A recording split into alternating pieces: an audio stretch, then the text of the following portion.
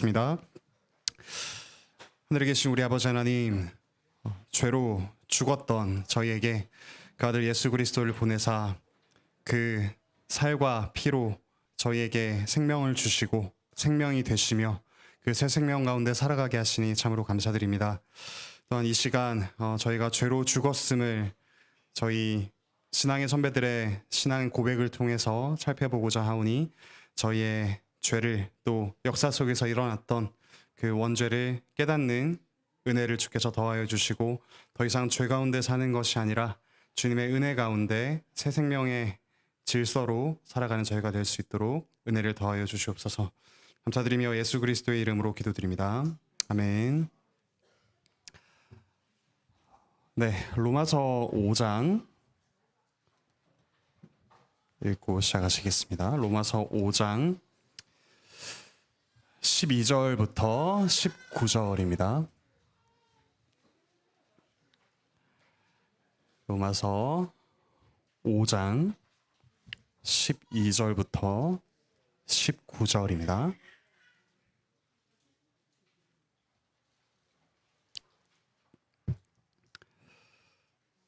네, 같이 한 목소리로 읽겠습니다. 그러므로 시작. 그러므로 한 사람으로 말미암아 죄가 세상에 들어오고 죄로 말미암아 사망이 들어왔나니 이와 같이 모든 사람이 죄를 지었으므로 사망이 모든 사람에게 이르렀느니라. 죄가 율법 있기 전에도 세상에 있었으나 율법이 없었을 때에는 죄를 죄로 여기지 아니하였느니라. 그러나 아담으로부터 모세까지 아담의 범죄와 같은 죄를 짓지 아니한 자들까지도 사망이 왕노릇하였나니 아담은 오실자의 모형이라. 그러나 이 은사는 그 범죄와 같지 아니하니 곧 한 사람의 범죄를 인하여 많은 사람이 죽었은즉 더욱 하나님의 은혜와 또한 한 사람 예수 그리스도의 은혜로 말미암은 선물은 많은 사람에게 넘쳤느니라. 또 이 선물은 범죄한 한 사람으로 말미암은 것과 같지 아니하니 심판은 한 사람으로 말미암아 정죄에 이르렀으나 은사는 많은 범죄로 말미암아 의롭다 하심의 이름이니라. 한 사람의 범죄로 말미암아 사망이 그 한 사람을 통하여 왕노릇하였은즉 더욱 은혜와 의의 선물을 넘치게 받는 자들은 한 분 예수 그리스도를 통하여 생명 안에서 왕노릇하리로다. 그런즉 한 범죄로 많은 사람이 정죄에 이른 것 같이 한 의로운 행위로 말미암아 많은 사람이 의롭다 하심을 받아 생명에 이르렀느니라. 한 사람이 순종하지 아니함으로 많은 사람이 죄인 된 것 같이 한 사람이 순종하심으로 많은 사람이 의인이 되리라. 아멘. 네, 오늘 이 말씀이 또 잘 밝혀주는 바 첫 범죄와 타락에 대해서 함께 살펴보겠습니다.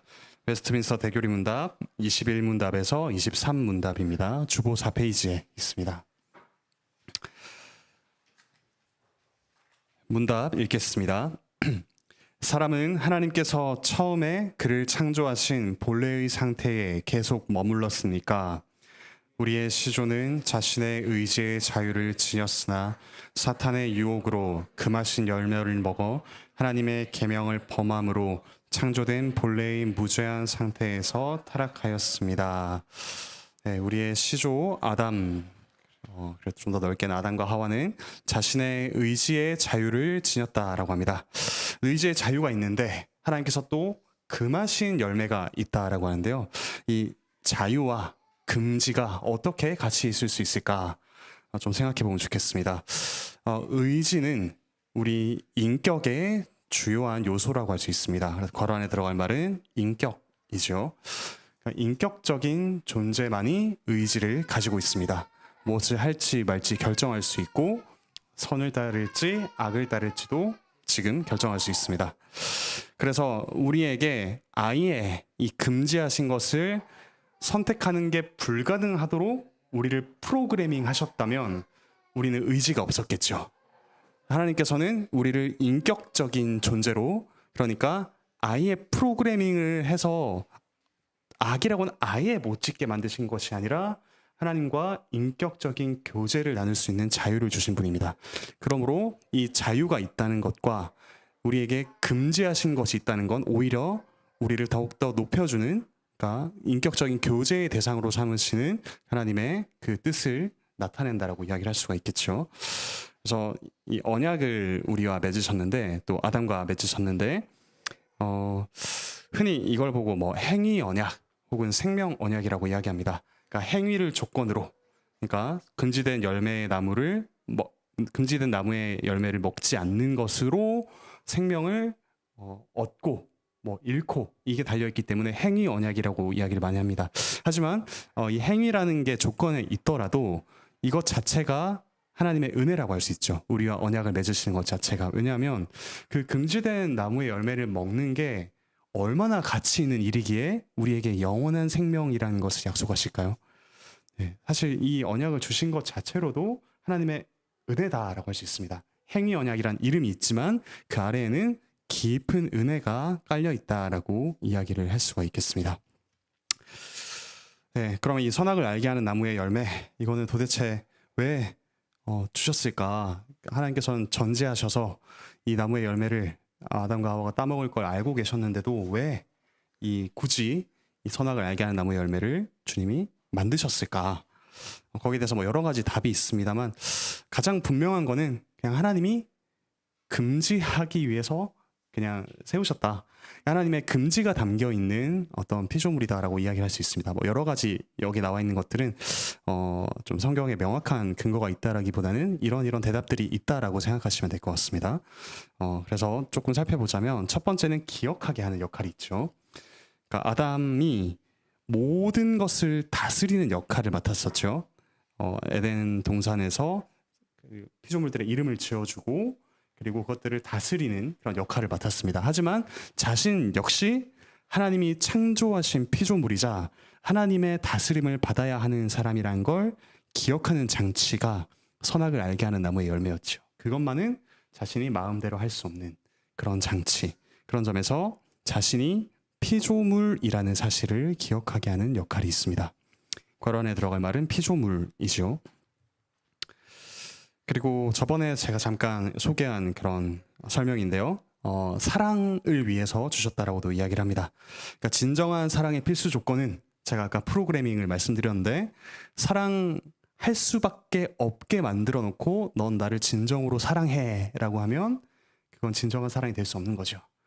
칼을 들이밀고서 나에게 사랑한다라고 고백해 라고 해서 따내는 사랑 고백은 진정한 사랑일 수 없다. 그러니까 사랑하지 않을 수 있는 자유가 있음에도 불구하고 기꺼이 사랑함으로써 따르는 것, 그것이 진정한 자유의 조건이라고 이렇게 설명하기도 합니다. 그래서 거란에 들어갈 말 조건입니다. 진정한 사랑의 필수 조건. 이렇게 설명하기도 하고요. 또 한 가지 설명은 그 선악을 알게 하는 나무의 열매, 그 나무가 있었던 것은 생명나무와 같이 있었죠. 같은 장소에 있었습니다. 그래서 거기는 하나님과 사실은 교제하는 장소였다라고 이야기하곤 합니다. 괄호 들어갈 말은 교제입니다.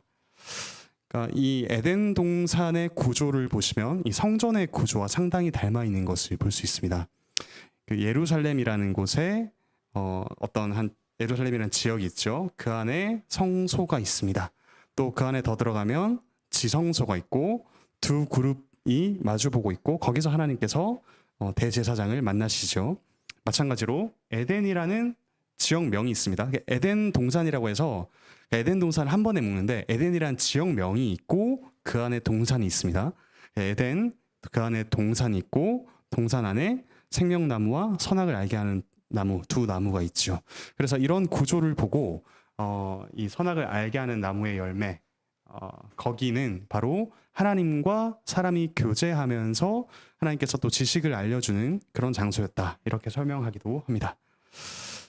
네, 이런 설명들이 있다는 것 정도만 좀 알아두시면 되겠습니다. 자, 그것보다 중요한 것은 다음 페이지에 있습니다. 죄의 뿌리가 무엇인가를 이 사건이 보여줍니다. 우리 요리문답에는 창조된 본래의 무죄한 상태에서 타락하였다라고 합니다. 하나님께서 우리를 창조하셨을 때는 원래 무죄한 상태였다는 거죠. 이거를 타락 후와 좀 비교해 보면 올바른 관계에 있었던 존재다라고 이야기할 수 있습니다. 올바른 관계란 어떤 관계냐면 하나님과의 관계, 하나님 말씀하시고 우리는 기꺼이 순종하는 관계였죠. 그리고 이웃과의 관계, 기꺼이 서로를 자기를 내어주며 부끄러워하지 않는 이웃과의 관계, 그리고 피조물들과의 관계. 내가 거기에 목매고 얽매이고 지배당하는 것이 아니라 오히려 질서 있게 다스리는 하나님과 이웃과 피조물과의 올바른 관계에 있었던 우리가 타락하자 전혀 다른 관계 속으로 들어가게 된 거죠. 하나님을 이용하는 대상으로 삼아버리고 이웃과의 관계에서 부끄러워하며 서로 두려워하게 되고요. 만물을 다스리기보다는 오히려 거기에 종노릇하는 그런 관계로 변해버렸다라고 할 수 있습니다. 이 사탄의 유혹을 따랐다라는 거는 곧 하나님의 계명보다 사탄의 말이 더 좋았다라는 이야기겠죠. 그걸 더 사랑했다라는 이야기를 할 수 있습니다. 그래서 이 사탄의 유혹에 넘어갔다는 건 이 죄가 사랑의 문제다라는 걸 또 알려주기도 합니다. 그러니까 하기 싫은데 억지로 죄 짓는 사람은 거의 없습니다. 보통 음란한 짓을 하면 그 음란한 걸 좋아해서 합니다. 누군가를 미워하여 험담하는 것은 그 험담하는 것이 나에게 쾌감을 주기 때문입니다. 그러니까 나는 정말 이런 걸 하기 싫은데 어쩔 수 없이 해라고 하는 건 없다는 거죠. 물론 그 죄를 짓고 나서 거기에 대한 후회와 또 회개 때문에 그걸 미워한다고 할 수 있지만 그 죄를 짓는 순간만큼은 사랑해서 죄를 짓는 것입니다.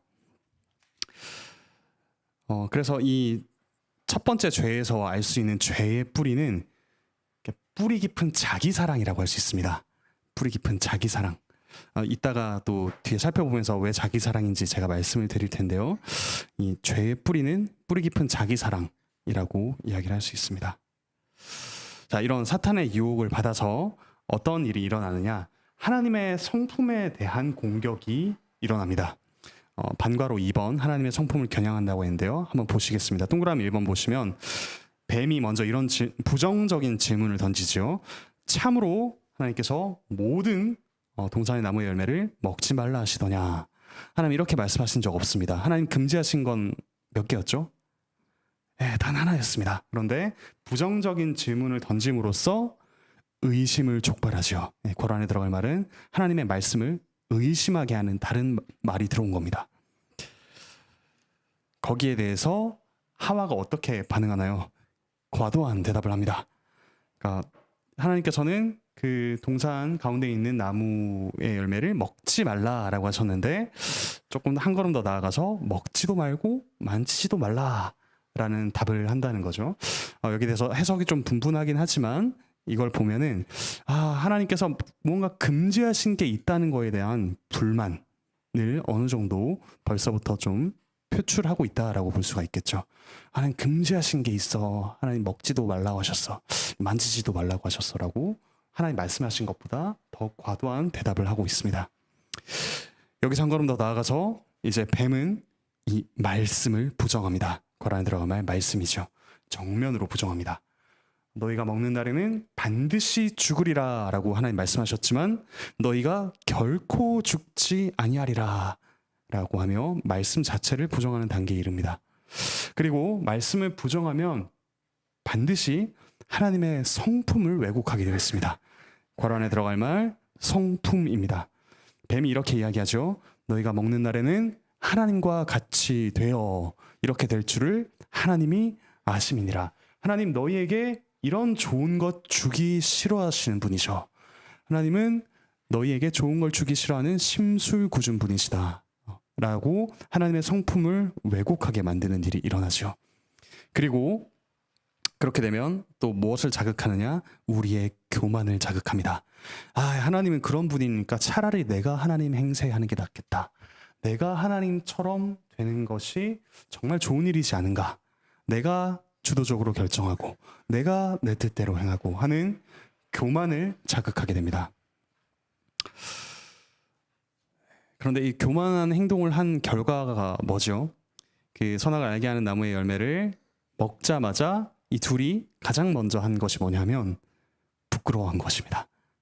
자기가 생각했던 이 교만에 잔뜩 부풀어 올라서 하나님의 성품을 왜곡하고서 어떤 일을 하고 난 뒤에 보니까 자기가 그만한 존재가 아닌 겁니다. 그리고 하나님과의 관계가 깨진 것을 본 겁니다. 그러니까 이 교만의 결과 수치, 두려움, 책임 회피, 저주와 같은 자기가 감당하지 못하는 결과들이 따라 나오는 걸 볼 수가 있습니다. 그래서 뭔가 하나님처럼 된다, 이 말은 되게 좋은 것처럼 들리죠. 하나님과 같은 수준으로 우리가 변화한다, 하나님을 닮아간다, 좋은 것이라고 생각할 수 있습니다. 하지만 사탄이 교묘하게 이런 욕망을 자극한다는 거죠. 그래서 루터는 이런 이야기를 했는데요. 제가 한번 좀 읽어드리겠습니다.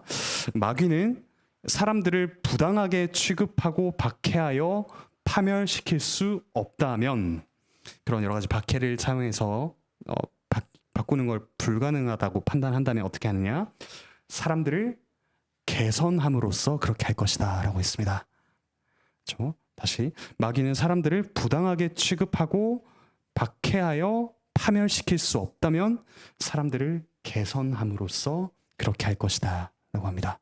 자기가 다른 걸 통해서, 하나님 말씀이 아니라 다른 수단을 통해서 더 나아질 수 있다라는 자기 사랑, 교만을 이용해서 마귀가 우리를 이렇게 유혹한다라는 거죠. 그래서 동그라미 5번을 보시면 이런 말씀에 대한 우리의 태도는 하나님에 대한 우리의 생각을 바꿔놓게 됩니다.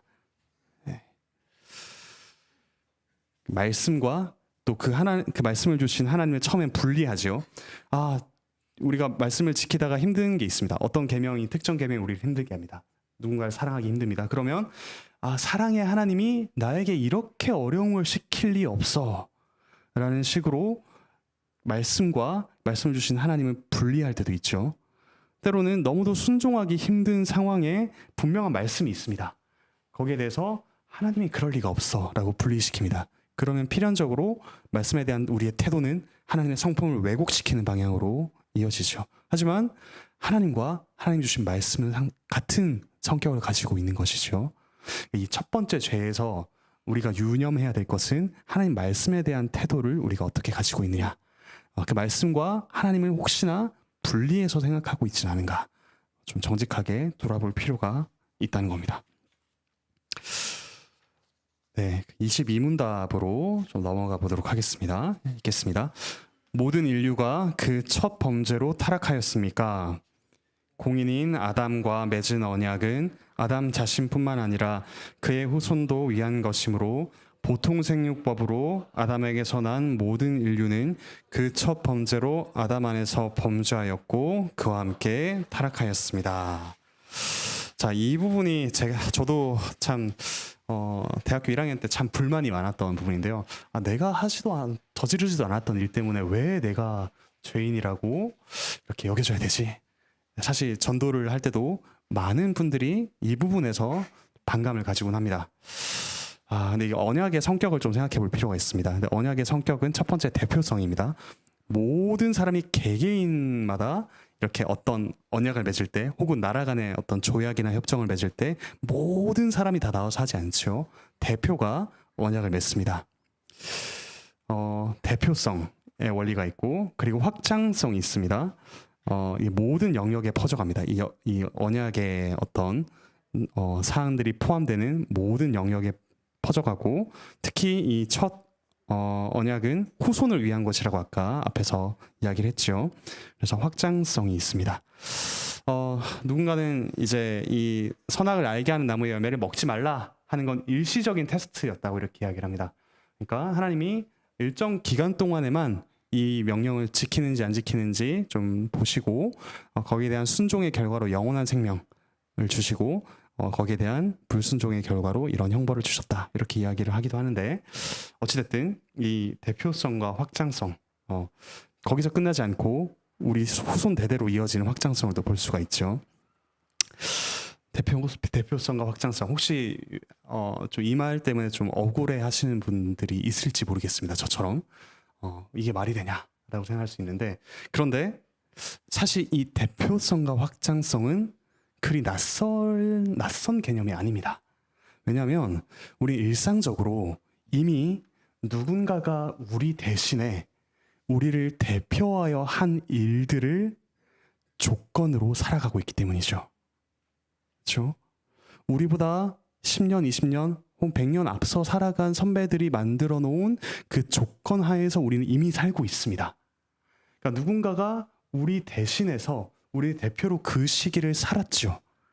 그러니까 이거는 이미 일상적으로 경험하고 있는 일이기도 합니다. 낯선 개념이 아니라는 거죠. 우리의 출생도 이미 앞에서 모든 조건 지어진 것들을 통해서 이루어졌고요. 우리가 여기 있는 이 건물도 누군가가 지었던 것이고요. 우리가 사용하는 언어도 시기를 알 수 없는 아주 오래전에 이미 만들어졌습니다. 우리가 호흡하며 살아가는 법칙도 사실 우리에게 달린 것이 아니죠. 그러니까 이미 우리는 앞선 조건들 하에서 살고 있다라는 게 너무도 자명한 사실입니다. 그런데 거기에 대해서 생각하지 않는 거죠. 왜 첫사람 아담이 이랬냐라고 이야기를 하지만 사실 우리는 첫사람 아담뿐만 아니라 우리 앞선 모든 세대들이 한 일들 위해서 살아가고 있다는 겁니다. 그리고 낯선 개념이 아니란 거죠. 자, 그런데 여기서 이런 질문이 들 수 있습니다. 왜 하필 아담인가? 차라리 내가 갔더라면. 이렇게 생각하시는 분 계신가요? 네, 차라리 내가 갔더라면. 네, 저는 감히 그런 이야기를 못 하겠던데요. 우리가 아담의 상황이었다면 어땠을까요? 아까 우리가 시작할 때 읽었던 로마서 5장 12절 제가 다시 한번 읽어드리겠습니다. 그러므로 한 사람으로 말미암아 죄가 세상에 들어오고 죄로 말미암아 사망이 들어왔나니 이와 같이 모든 사람이 죄를 지었으므로 사망이 모든 사람에게 이르렀느니라. 내가 아담이었으면 더 나았을까? 그렇지 않다는 겁니다. 우리도 아담과 똑같이 행했을 것이다 라는 걸 우리가 생각해 볼 수 있죠. 아주 발칙한 생각이지만 여러분이 하나님의 입장에서 모든 인류를 대표하여 이 언약을 지켜갈 한 사람을 꼽는다면 어떤 사람을 뽑으실까요? 네, 예수 그리스도라는 엄청난 정답을 이야기해 주셨는데 그리스도가 아닌 모든 사람 중에서 뽑는다면 이런 상상을 해볼 수 있는 거죠. 가장 선하고 가장 의지가 강하고 가장 올곧은 가장 완벽한 사람을 뽑지 않았을까요? 네, 그러니까 내가 아담이었으면 더 낫지 않았을까라는 상상은 어찌 보면 그 하나님의 지혜에 우리가 도전장을 내미는 거다라고 이야기를 해볼 수가 있을 것 같습니다. 네, 그 전 인류의 대표로서 이렇게 아담이 언약을 지키는 데 실패했는데요. 우리가 아까 읽었던 로마서 5장 15절부터 19절은 그러므로 우리에게 새로운 대표가 필요하다. 새로운 언약을 지켜갈 대표가 필요하다라는 것을 분명히 알려주는 구절입니다. 그러니까 첫 언약의 대표였던 아담의 실패와 새 언약의 창시자인 예수 그리스도를 대비하고 있는 것이 로마서 5장 15절부터 19절이라고 볼 수 있습니다. 나중에 한 번 더 이 구절은 좀 찬찬히 읽어보시면 좋을 것 같습니다. 아직 그리스도를 다루는 내용이 아니기 때문에 나중에 때가 되면 제가 다루도록 하겠습니다. 자, 이렇게 공인 아담에 대해서 좀 생각을 해봤는데요. 여기서 보통생육법이라는 좀 낯선 표현이 나오죠. 이건 또 죄의 보편성을 이야기하는 말이기도 합니다. 죄란 하나님과의 분리라고 이야기할 수 있겠습니다. 여러 가지 정의를 내릴 수 있죠. 관역을 빗맞히는 것, 혹은 빚을 지는 것, 여러 가지 말을 할 수 있지만 성경에서 자주 쓰이는 건 하나님과 분리된 상태를 보고 죄요, 영적인 죽음이라고 이야기합니다. 네, 고란에 들어갈 말 영적인 죽음입니다. 그래서 이 첫사람 아담 그리고 하와가 죄로 죽었지요. 네, 그 죽은 이들에게서 나는 모든 것들은 죽음이라고 할 수 있습니다. 그러니까 이 죽음이라는 상황이 우리의 삶의 조건이 되어버린 거죠. 우리 앞선 세대가 만들어 놓은 조건 속에서 살아가듯이 죄와 사망이라는 조건 속에서 우리는 살게 된 겁니다. 우리 내면에도 그 부패가 분명하게 있고요. 첫 사람 아담의 실패로 이 죄의 보편성, 우리가 죽음 안에서 살아간다면 이제는 그리스도 안에서 새롭게 사는 길이 우리에게 열렸습니다. 그러니까 새로운 조건, 새로운 환경이 펼쳐지는 것이죠. 이건 믿음으로 받아들이는 조건입니다. 그리스도께서 우리를 대신해 대표해서 그 언약을 지키셨고 순종하셨다. 그 믿음 안에서 누리는 새로운 조건이죠. 그래서 보통 생육법은 말 그대로 그냥 일반적으로 죄인과 죄인이 만나서 결혼하고 아이를 낳고 기르는 이런 모든 과정을 가리키고요. 예수 그리스도는 성령으로 잉태되어 태어났다고 합니다. 그러니까 보통 사람과는 다른 정말 성령으로 잉태되신 우리와 구별되신 분이라는 뜻이죠. 그래서 그 그리스도께서 우리에게 오셨기에 우리에게 새로운 생명이 주어집니다. 그 생명은 죄와 반대죠. 죄와 영적인 죽음은 하나님과의 분리였다면 이 생명은 하나님과의 연합이라고 할 수 있습니다. 하나님과 다시 사귐 속으로 들어가는 것, 연합하는 것, 그것이 생명이라고 할 수 있죠. 그래서 뒤에 요한복음 3장 3절 5절은 니고데모와 예수님이 대화하시는 장면인데요. 여기서 중생의 필요성이 드러납니다. 새롭게 태어나는 것이죠. 위로부터 태어나는 것, 성령으로 다시 태어나는 중생이 필요합니다. 제가 지지난주 설교 때 그 그리스도와의 연합을 이야기하면서 그리스도께서 우리의 살갗이시고 우리의 심장이다라고 말씀을 드렸는데요. 그게 세례와 성찬이 되게 잘 보여주기도 합니다. 세례는 성부, 성자, 성령, 삼위 하나님의 이름 안으로 세례를 받는다라고 합니다. 우리가 그분 안에 들어가는 것을 분명히 보여주는 것이 세례이죠. 그리고 성찬은 오늘 김재현 목사님 말씀하셨듯이 그리스도의 생명이 우리 안에 들어오는 것입니다. 우리의 심장이 되십니다. 그러니까 이 세례와 성찬을 통해서 우리가 새로운 생명을 얻었음을, 새로운 생명 가운데 살아감을 우리가 가시적으로 확인할 수가 있습니다. 그래서 이런 좀 유명한 말이 있는데요. 한 번 태어나면 두 번 죽고 두 번 태어나면 한 번 죽는다. 제가 아마 작년에 한번 말씀을 드렸던 것 같은데 기억하시는 분이 없으시면 다행입니다. 또 우려먹네라고 생각하실 수 있지만 중요한 말이죠. 한 번 태어나면 두 번 죽고 두 번 태어나면 한 번 죽는다. 무슨 말인지 이해가시나요? 우리가 중생하지 않고 자연적인 생명, 나의 죄성 가득한 이 생명으로 살아가면 육체적으로 죽을 뿐만 아니라 영원히 하나님과 분리되는 완전한 죽음에 또 이르게 된다. 두 번 죽는다는 겁니다. 반대로 우리가 그냥 태어났을 뿐만 아니라 그리스도 안에서 성령으로 새롭게 중생한다면 우리는 육신의 죽음이라는 한 번의 죽음만 경험한다는 것이죠. 그래서 한 번 태어나면 두 번 죽고 두 번 태어나면 한 번 죽는다라는 이런 말이 있습니다. 네, 마지막으로 다음 페이지 보시면 23문답입니다. 같이 읽겠습니다. 시작. 제가 읽겠습니다. 그 타락은 인류를 어떤 상태에 빠지게 하였습니까? 그 타락은 인류를 죄와 비참의 상태에 빠지게 하였습니다.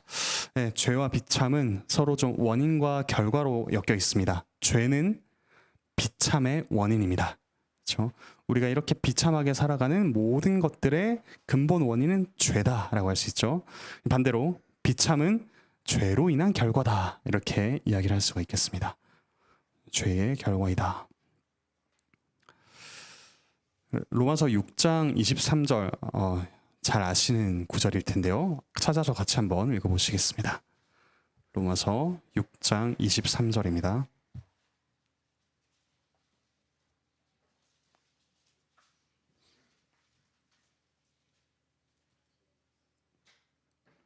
네, 같이 읽겠습니다. 시작.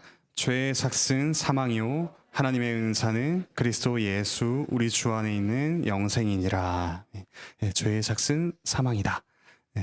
죄가 비참의 원인이고 비참이 죄의 결과다라는 걸 잘 보여주는 구절입니다. 그래서 우리에게는 이 죄와 비참이라는 문제가 있기 때문에 단순한 개선으로는 해결할 수 없습니다. 이 문제를. 그렇죠? 조금 더 나아지는 것, 조금 더 나의 증상을 좀 완화하는 것으로는 우리의 문제를 해결할 수가 없습니다. 거기에 대해서 앞으로 24문답에서 26문답이 죄에 대해서 다룰 거고요. 27에서 29문답이 비참에 대해서 다룰 겁니다. 그걸 보면은 우리가 단순한 개선으로는 이 문제를 해결할 수가 없구나라는 걸 알 수 있습니다. 그러니까 동그라미 2번에 나오듯이 비참이라는 증상만 고쳐서는 문제를 해결할 수 없다는 거죠. 이 비참이라는 증상을 고치려는 인간의 수많은 노력들이 아직도 계속되고 있습니다. 인간의 마음의 비참함을 다루기 위해서 심리학이 또 발달을 하고요. 마음 수양도 발달하고 인간의 마음뿐만 아니라 이 사회적인 관계가 문제다. 사회학에서 여러 가지 문제를 내놓고 법학, 뭐 정치학 여러 가지 문제를 내놓죠. 사람의 수명과 이 생명과 관련해서 비참이라는 증상을 해결하기 위해 의료, 생명 기술이 발달합니다. 하지만 다 한계가 있습니다. 여전히 비참이라는 문제를 해결할 수 없다라는 거죠. 그래서 우리에게는 근본적인 해결책, 이 죄의 문제를 해결하는 구원이 필요하다라고 할 수가 있겠습니다. 네, 거기에 대해서 우리가 다음 시간부터 하나씩 또 살펴보도록 하겠습니다. 네, 오늘은 이렇게 첫 범죄와 타락에 대해서 좀 공부를 했는데요. 그 아담의 이 기사를 읽을 때마다 저 아담 때문에 라고 생각하라고 이 기사를 써주신 게 아닐 겁니다. 분명히 우리도 똑같이 그와 같은 말씀을 의심하고 나의 교만을 키우며 하나님의 성품을 왜곡하고 그와 같은 죄의 메커니즘이 똑같이 작동하고 있다는 걸 분명히 보여준다는 거죠. 네. 그래서 똑같이 이 아담처럼 남을 탓하는 것이 아니라 우리의 죄를 좀 직면할 수 있는 그런 내용이 되면 좋겠습니다. 네, 혹시 질문 있으실까요?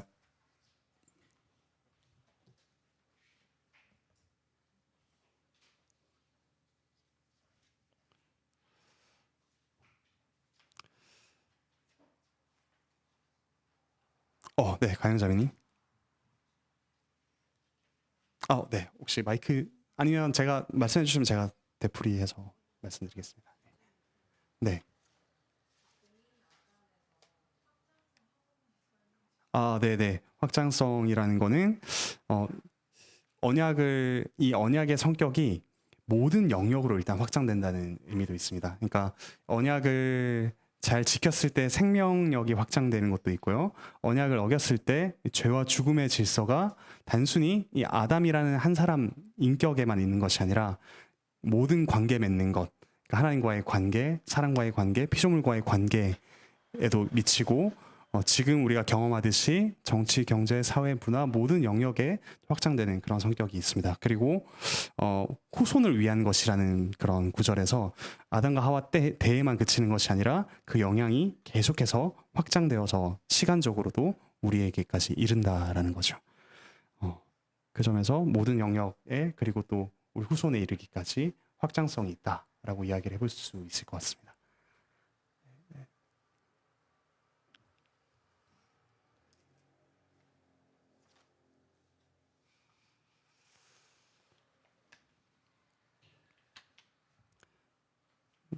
네. 여러 가지 이렇게 기대와 소망을 읽을 수가 있는데 빨리 맞춰주세요라는 기대와 소망도 있고 나중에 물어볼게요 하는 분도 있으신 것 같은데요. 네, 그리고 같이 좀 기도하면 좋겠습니다.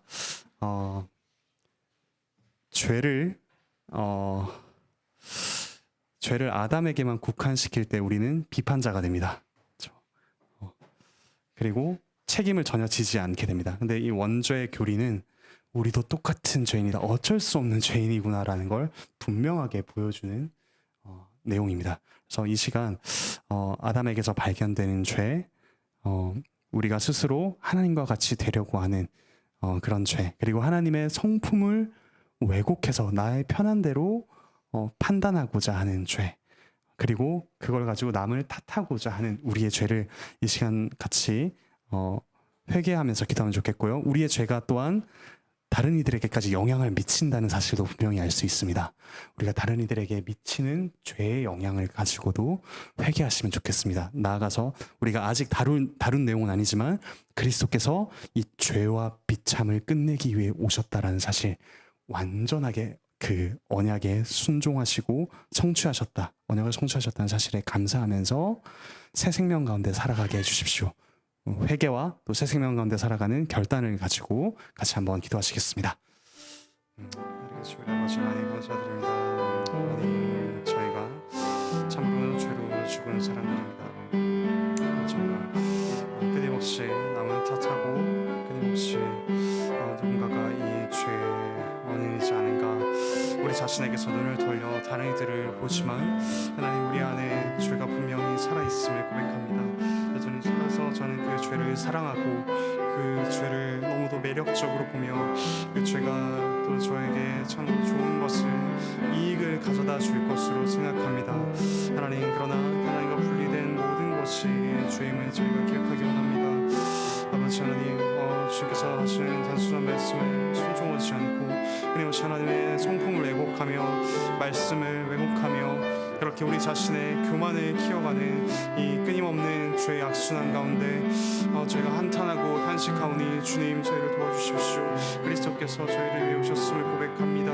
그리스도께서 저희의 답이 되기 위해서 이 언약의 창시자요 또 언약을 온전하게 이루신 그 주님의 은혜 가운데 저희가 살아갈 수 있도록